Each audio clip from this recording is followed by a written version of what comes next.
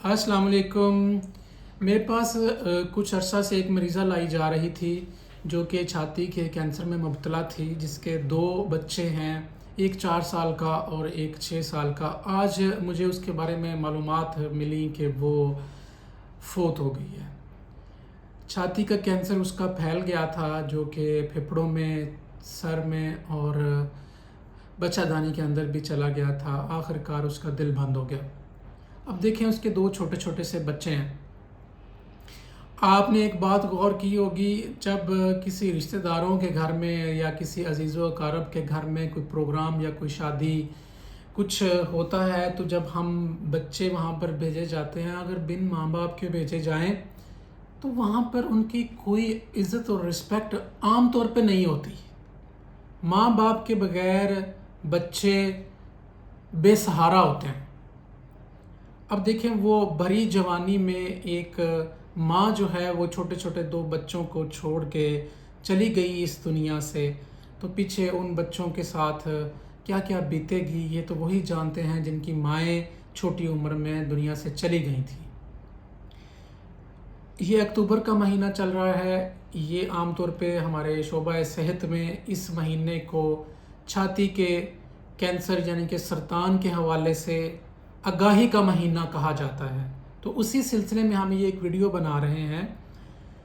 چھاتی کا کینسر ایک ایسی چیز ہے جو کہ پوری دنیا میں خواتین کی اموات میں پہلا نمبر ہے۔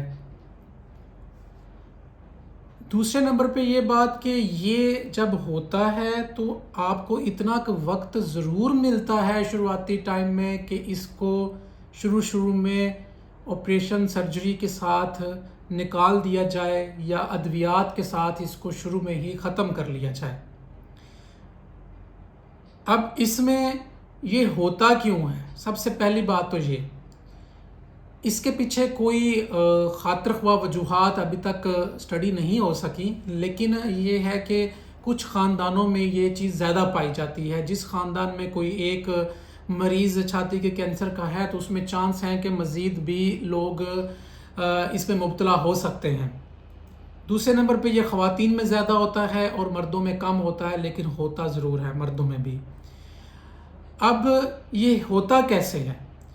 یہ چھاتی کے اندر کچھ جو خلیے ہوتے ہیں، عام خلیے، ان کی تقسیم کنٹرول سے باہر ہو جانے سے وہ زیادہ تقسیم ہوتے ہیں، جس کی وجہ سے کینسر بن جاتا ہے۔ اب اس کی علامتیں کیا ہیں؟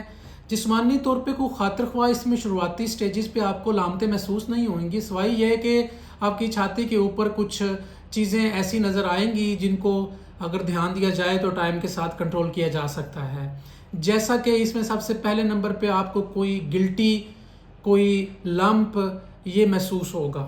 دوسرے نمبر پہ یہ کہ نپل جو ہے وہ مڑی ہوئی ہو سکتی ہے، اس کا رنگ جو ہے سرخ یا پیلا یا کھٹا اس طرح کا محسوس ہو سکتا ہے۔ تیسرے نمبر پہ یہ نپل میں سے کوئی ڈسچارج نکل سکتا ہے۔ اگر یہ چیزیں کسی کو محسوس ہوتی ہیں تو اسے فوری اپنے ڈاکٹر کے ساتھ رابطہ کرنا چاہیے۔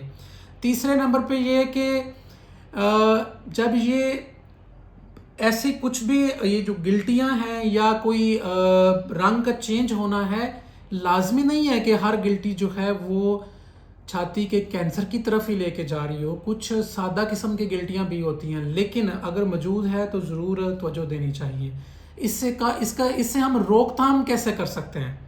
سب سے پہلے نمبر پہ تو یہ ہے کہ 40 سال سے نیچے والی خواتین جو ہیں ان کو چاہیے کہ وہ ریگولر مہینے 2 مہینے کے بعد اپنا سیلف ایگزامینیشن کریں۔ اس ویڈیو میں ہم سیلف ایگزامینیشن بھی آپ کو دکھائیں گے۔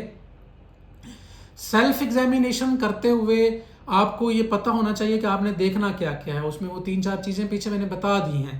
دوسرے نمبر پہ یہ کہ جو 40 سال سے زیادہ خواتین ہیں ان کو چاہیے کہ 2 سے 6 مہینے کے درمیان، ہر 2 سے 6 مہینے کے درمیان اپنا میموگرام ایک ٹیسٹ ہوتا ہے جو کہ الٹرا ساؤنڈ کی طرح کا ہوتا ہے، وہ لازمی کروائیں۔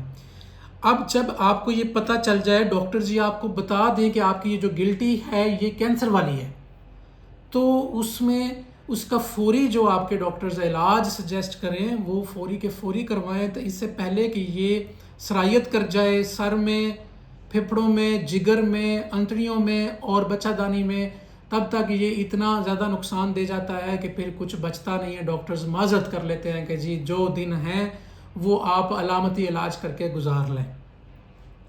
تو اس لیے جتنا جلدی ہو سکے جب کینسر ڈکلیئر ہو جائے آپ کو تو اس کا علاج کروائیں.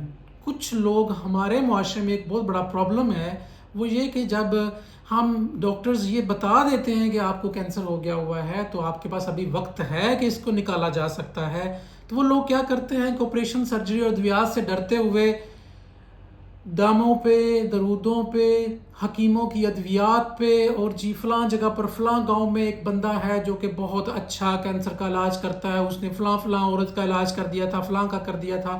اس طرح کی مثالیں دی جائیں گی اور لوگوں کو راستے سے، صحیح والے پہ راستے سے ہٹا کے غلط راستے پہ چلایا جاتا ہے، جس سے کیا ہوتا ہے کہ وہ ٹائم جس کے اندر ہم اس کو ریموو کر سکتے تھے، بچا سکتے تھے مریض کو، وہ ٹائم جو ہے ہم ضائع کر دیتے ہیں. پھر جب وہ زیادہ پھیل جاتا ہے تو پھر ہمارے پاس پہنچتے ہیں، تب تک ٹائم اتنا ہوتا ہی نہیں ہے کہ مریض کے لیے کچھ کیا جا سکے. اس لیے اپنے وقت کو ضائع مت کریں، جیسے ڈاکٹرز کہتے ہیں ویسا فوری کیا کریں. اپنا خیال رکھیں، اپنے بچوں کا خیال رکھیں. بہت شکریہ.